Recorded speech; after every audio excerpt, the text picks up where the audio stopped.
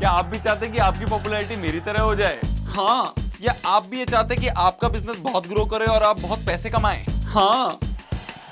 या आप भी ये चाहते हैं कि आप भी मेरी तरह पब्लिक स्पीकिंग कर पाएं? अरे हाँ भाई हाँ। इंजीनियरिंग में आपको क्या लगता है सबसे ज्यादा सैलरी किसकी होती होगी? जिसकी कोडिंग स्किल्स बहुत तगड़ी हैं या फिर जिसकी टेक्निकल स्किल्स बहुत तगड़ी हैं? गलत। मेरी रिसेंटली यार एक एचआर से बात हो रही थी। एचआर कौन होता है? जो कि हायरिंग वगैरह करता है बड़ी बड़ी कंपनियों में, जो इंटरव्यूज वगैरह लेता है।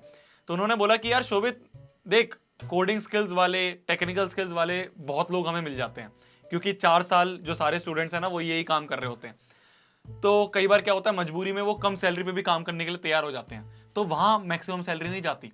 अगर कोई ऐसा बंदा है जिसके अंदर टेक्निकल स्किल्स के साथ साथ कम्युनिकेशन स्किल्स भी बहुत अच्छी हैं, वो लोगों को हैंडल करना जानता है, वो लोगों से बात करना जानता है, वो टीम मैनेजमेंट जानता है, उसके अंदर लीडरशिप स्किल्स हैं, तो ऐसे बंदे को ना मैक्सिमम सैलरी ऑफर करते हैं। आज हम बात करने वाले हैं how to win friends and influence people, इस बुक के बारे में, जो कि डेल कार्नेगी की लिखी हुई एक माइंड ब्लोइंग बुक है, एक फैंटास्टिक बुक है। आप वॉरेन बफेट को जानते होंगे, है ना, जो कि स्टॉक मार्केट के भगवान है। तो उन्होंने भी 20 साल की उम्र में डेल कार्नेगी का एक पब्लिक स्पीकिंग का कोर्स लिया था। देख रहे हो कितनी इफेक्टिव बुक है ये, इतनी सारी चीजें इसमें हमें सीखने को मिलेंगी। एक चीज मैं आप सभी के साथ यहाँ शेयर करना चाहूंगा कि इसकी ना मैं कोई समरी आपको नहीं बताने वाला हूँ, क्योंकि हर एक पेज में इतना सब कुछ लिखा हुआ है कि 10-15 मिनट की वीडियो में हम नहीं बता सकते।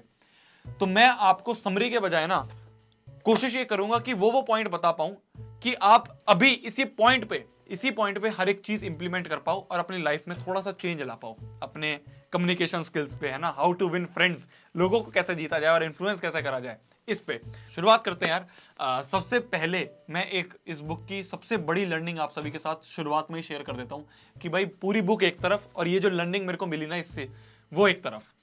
ध्यान से सुनना। मान लो आप चाहते हो कि सामने वाला व्यक्ति आप में इंटरेस्टेड हो, सामने वाला व्यक्ति आप में इंटरेस्ट लेना शुरू कर दे, तो आपको उसके इंटरेस्ट के बारे में बात करनी पड़ेगी, आपको उसके इंटरेस्ट के हिसाब से बात करनी पड़ेगी। और अच्छी तरह एग्जांपल से समझाता हूं। मान लो आपको मछली पकड़ने जाना है, हाइपोथेटिकली सोच लो यार, कौन सी बड़ी बात हो गई। तो मान लो आपको मछली पकड़ने जाना है, तो आप जो फिशिंग रॉड है उसमें चारे में क्या लगाओगे?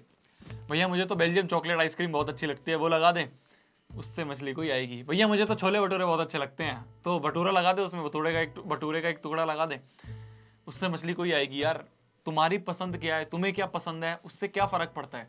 हमारा टारगेट है मछली, तो हमें उसके इंटरेस्ट के हिसाब से चीज लगानी पड़ेगी जो उसको पसंद है। तो हमें कीड़े मकोड़े लगाने पड़ेंगे, जब भी हम मछली को आसानी से अट्रैक्ट कर पाएंगे। इतना ही आसान होता है लोगों को हैंडल करना, लोगों से बात करना। आपका क्या इंटरेस्ट है, मेरा क्या इंटरेस्ट है, इससे सामने वाली व्यक्ति को कोई फर्क नहीं पड़ता। उसकी दिलचस्पी भाई खुद में है, वो चाहता है कि सुबह शाम दिन रात बस मेरी बातें हों, तभी वो आपसे अट्रैक्ट हो पाएगा, तभी वो आपसे और अच्छी तरह कम्युनिकेट कर पाएगा, तभी वो आपसे जुड़ पाएगा। एक न्यूयॉर्क में एक जो टेलीफोन कंपनी थी, उसका एक सर्वे हुआ, तो उसमें ये देखा उन्होंने कि जो लोग हैं जब वो कॉल पे बात करते हैं तो सबसे ज्यादा कौन से वर्ड का प्रयोग करते हैं। तो ये पाया गया कि जो मैं वर्ड है, कि मैंने आज ये खाया, मैं आज यहां घूमने गया, मेरी आज उससे लड़ाई हुई, मेरे को आज उसने ये बोला, ये जो वर्ड है ना मैं, ये सबसे ज्यादा यूज होता है जब भी लोग कॉल पे बात कर रहे होते हैं। भाई आपके सामने मान लो एक फैमिली फोटो आ जाती है, तो आप सबसे पहले आपकी नजर किस पे जाती है? खुद पर, कि भाई मैं कैसा दिख रहा हूं। यही ह्यूमन नेचर है, सबसे ज्यादा इंटरेस्टेड आप खुद में होते हो। तो आप ये हैक दिमाग में बिठा लो कि आप जब भी आप किसी से बात करने जा रहे हो तो कोशिश करो कि उसके इंटरेस्ट के बारे में बात करें, उस जो चीज उसको पसंद है उसके बारे में बात करें। उससे धीरे धीरे कन्वर्सेशन में ये पूछना चालू करो, अच्छा भाई तूने ये कैसे करा? तो जब उसको लगेगा कि यार मेरे बारे में बात हो रही है, तो अपने आप ही एक प्राउड फीलिंग उसके अंदर आएगी, तो अपने आप ही वो आपसे कनेक्ट करना शुरू कर देगा। एक मूवी आई थी आयुष्मान खुराना की, ड्रीम गर्ल नाम की, उसमें एक लाइन थी कि इस दुनिया में ना लोग बहुत ज्यादा अकेले हैं, उनको सुख दुख दर्द बांटने के लिए कोई बंदा नहीं है, ये सब बातें करने के लिए कोई उनके पास है नहीं। तो अगर आप ये सारी बातें उनसे कर लोगे तो आप तो वैसे ही उस बंदे को जीत लिए। दुनिया में लोग बहुत अकेले हैं, दोस्त ना है किसी का लाइफ में, और कुछ लोग तो इतने अकेले हैं कि उनकी लाइफ में सिर्फ उनका अकेलापन ही है। करेक्ट है भाई। तो ये एक बहुत बड़ी लर्निंग मेरे को इस बुक से मिली, जो कि मैंने आपको शुरुआत में ही बता दी। अब आते हैं दूसरे पार्ट की तरफ वीडियो के, जिसमें कि मैं आपको कुछ तरीके बताऊंगा जिससे आप सामने वाले व्यक्ति को एकदम प्रभावित कर सकते हो। प्रभावित, देख रहे हो कितना बड़ा हिंदी वर्ड मैंने एकदम बोला है।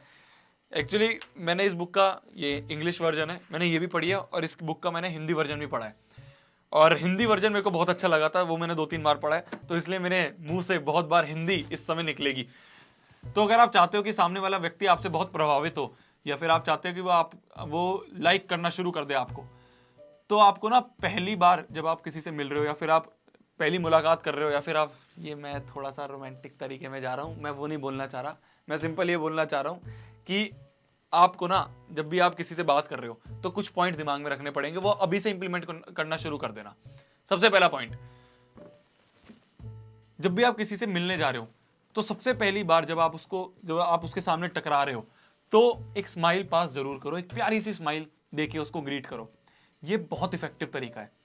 मैंने ना जब से ये चीज करनी शुरू करी है ना, मेरे को एक तो मैं स्माइल पास करूंगा तो इन रिटर्न भी मेरे को एक स्माइल पास होती है। तो मान लो वो सामने वाला बंदा कुछ गुस्से में मेरे से लड़ने आ रहा है और मैंने उसको स्माइल करके ग्रीट कर दिया, फेक स्माइल नहीं करनी की, ये नहीं, एक अच्छी स्माइल के साथ, हेलो भाई कैसे हो, तो वो स्माइल के साथ ना अगर आप उसको ग्रीट करोगे तो आधा गुस्सा तो उसका वहीं शांत हो जाएगा, तो आधा तो वहीं पिघल जाएगा।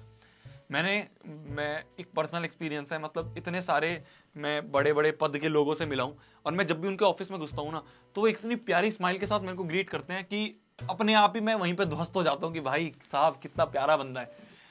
तो ये चीज ट्राई करना जब भी आप अब आगे किसी के साथ बात करने जाओ।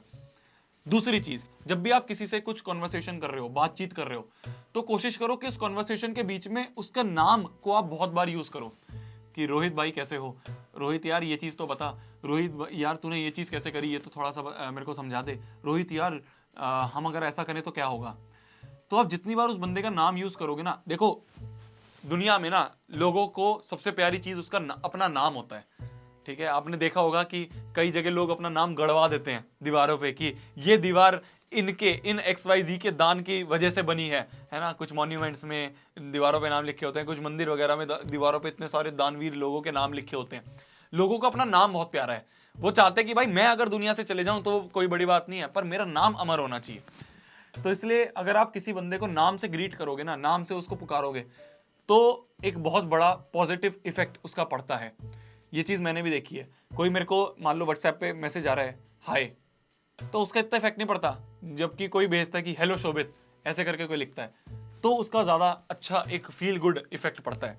तो ये चीज़ और बहुत प्यारी थी जो कि मैंने कम्युनिकेशन के लिए इससे सीखी। और जब हम कम्युनिकेशन की बात कर ही रहे हैं तो इंग्लिश को हम कैसे भूल सकते हैं, इंग्लिश स्पीकिंग को हम कैसे भूल सकते हैं। होता क्या है ना कि यार हम में से मैक्सिमम लोग इंग्लिश अच्छी पढ़ तो लेते हैं, इंग्लिश अच्छी लिख तो लेते हैं, पर जब इंग्लिश बोलने की बात आती है तो हम थोड़े से हिचकिचाते हैं। और यार इसमें कोई शर्म वाली बात भी नहीं है, ठीक है। मेरे को भी बहुत टाइम पहले तक नहीं आती थी, अब भी मैं इतना कुछ परफेक्ट नहीं हूँ। तो इसीलिए अगर आप चाहते हो तो आज इस वीडियो के स्पॉन्सर के बारे में आपको मैं बताना चाहता हूँ, जो कि है कैमली। इसमें आप लाइव 1-to-1 इंटरेक्शन कर सकते हो ट्यूटर्स के साथ। और ये जो ट्यूटर्स है ना, ये खुद अंग्रेज लोग हैं, यूके, यूएस, कनाडा के, जो कि आपको जब आप इनसे रेगुलरली इंटरेक्ट करोगे इतने फ्रेंडली तरीके से आपको बताएंगे, इतनी फ्रेंडली तरीके से आपको सिखाएंगे और आपको जज भी नहीं करेंगे, क्योंकि इनको भी पता है कि भाई आप सीखने बैठे हो। कभी भी जो टीचर होता है ना, वो अपने स्टूडेंट को जज नहीं करता, क्योंकि उसे भी पता है कि भाई भले ही इसे इस समय इस चीज के बारे में नॉलेज ना हो, पर जब मैं इसे सिखा दूंगा या जब मैं इसे सिखा दूंगी तो ये अपने आप में उस चीज में माहिर हो जाएगा। तो अगर आप इस चीज में इंटरेस्टेड हो इंग्लिश स्पीकिंग में, तो आप जरूर यार चेकआउट कर सकते हो कैमली को। और हमारे सारे बच्चों के लिए, क्योंकि कैमली ने इस वीडियो को स्पॉन्सर करा है, तो सारे बच्चों के लिए फ्लैट 22% का डिस्काउंट मिलेगा कोड शोभित यूज करने पे, इनके कोई भी 3 मंथ्स के प्लान और इनसे ऊपर वाले पे।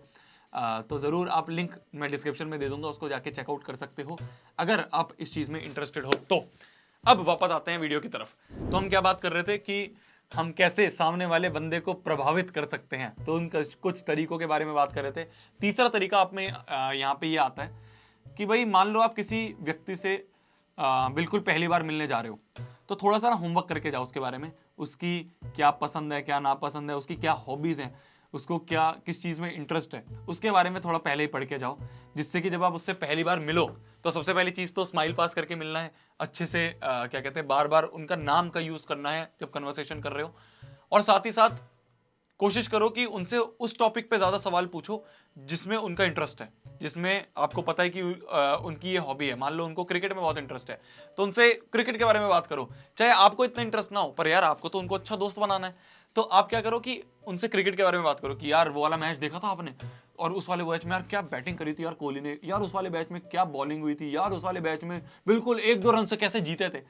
तो सामने वाले व्यक्ति को लगेगा कि यार मेरे को तो क्रिकेट में इतना इंटरेस्ट है और ये सामने वाला व्यक्ति भी इतना इंटरेस्ट दिखा रहा है, तो वो अपने आप आपसे कनेक्ट होना शुरू हो जाएगा। ये आप जब भी आप किसी एक नए व्यक्ति से मिलने जाओ तो ये काम आप कर सकते हो। अब आते हैं चौथे पॉइंट पे। मैंने यार कई बार देखा है कुछ लोग होते हैं जो कि जैसे रिक्शे वाले लोग हो गए, या फिर कुछ लोग होते हैं जो कि रिक्शे वाले हो गए या फिर वेटर हो गए, इन सबको ना अच्छी तरह ट्रीट नहीं करते हैं, है ना। कुछ लोग होते हैं जिनमें अहंकार सा आ जाता है कि भाई हम तो इनसे ज़्यादा कमाते हैं, हम तो इनसे ज़्यादा ऊपर हैं, और उनको कहीं पे भी डांटना शुरू कर देते हैं, ऐसे बेइज्जती सी कर देते हैं, भड़क जाते हैं उन पे। ये बहुत गलत है यार। आप मतलब अगर इस चीज़ से जज कर रहे हो किसी को कि यार कितना कमाता है वो और मैं कितना कमाता हूँ, तो आप पहले ही मूर्ख हो। तो आपका इतना कमाना भी कोई इतना बड़ा फ़ायदा नहीं है। वो भी सामने वाला इंसान है यार।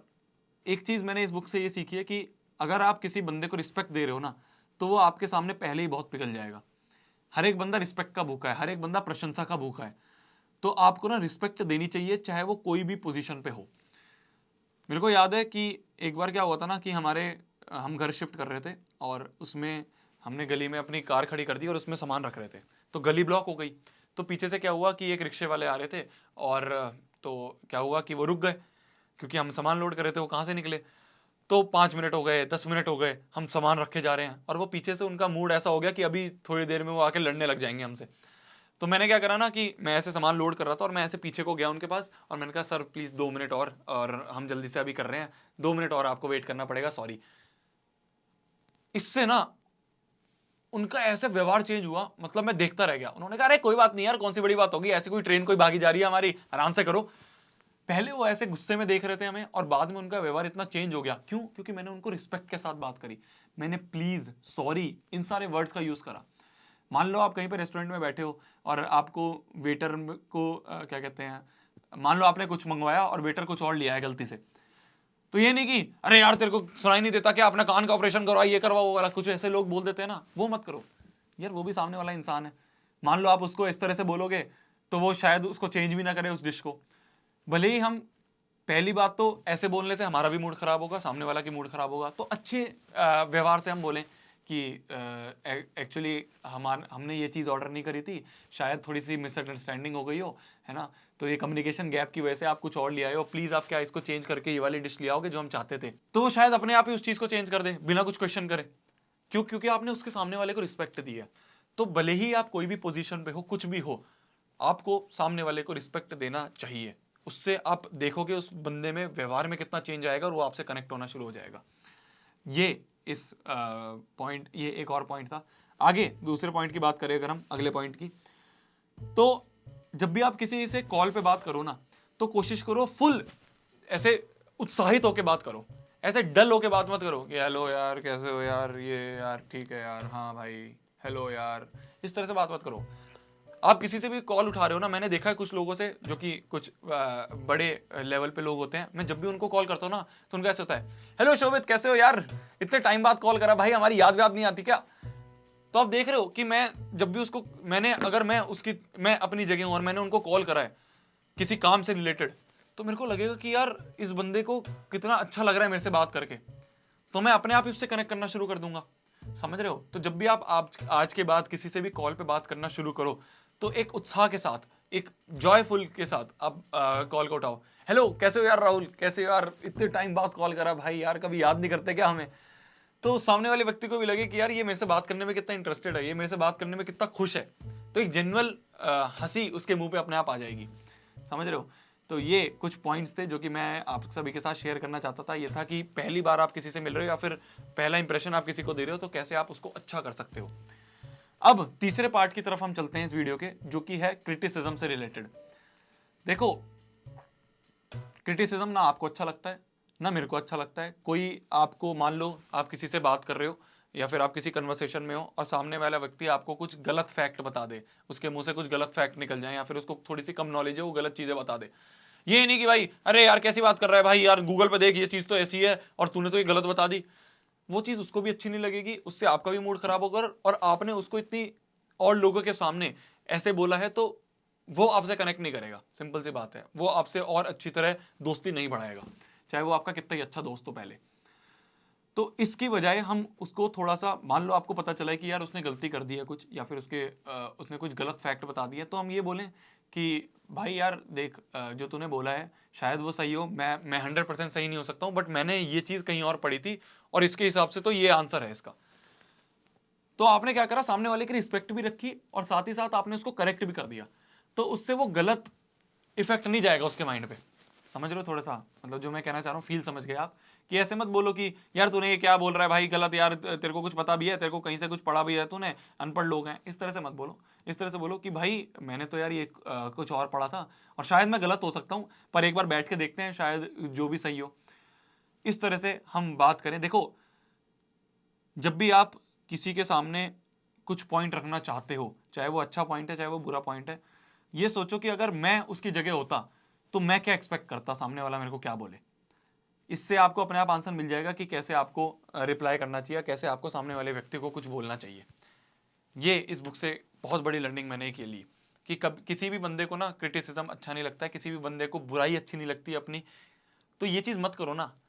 ठीक है यार, आपको लग रहा है कि किसी के बारे में आपको कुछ, कि भाई बड़ा गुस्सा आ रहा है, एक जगह बैठो, ईमेल टाइप कर दो और उसको सेंड मत करो, बस लिख दिया आपने, जो गुस्सा था वो एक बार निकाल दिया। तो इससे क्या होगा कि वो सामने वाले व्यक्ति से भी आपके रिलेशन खराब नहीं होंगे और साथ ही साथ आपकी भड़ास भी निकल जाएगी। तो ये चीज़ें हैं जो कि इस बुक से कुछ कुछ चीज़ें मेरे को इंपॉर्टेंट लगी। ऐसे तो यार अगर मैं बोलने लग जाऊँ तो इसके जितने भी 230-232 पेज हैं वो सारे बोलने में इतने घंटे निकल जाएंगे, क्योंकि सारे ही बहुत इंपॉर्टेंट हैं। तो अगर आप चाहते हो और अच्छी तरह पढ़ना, तो और अच्छी तरह सीखना, तो आप इस बुक को पूरा का पूरा पढ़ सकते हो जब भी आपको टाइम मिलेगा, है ना।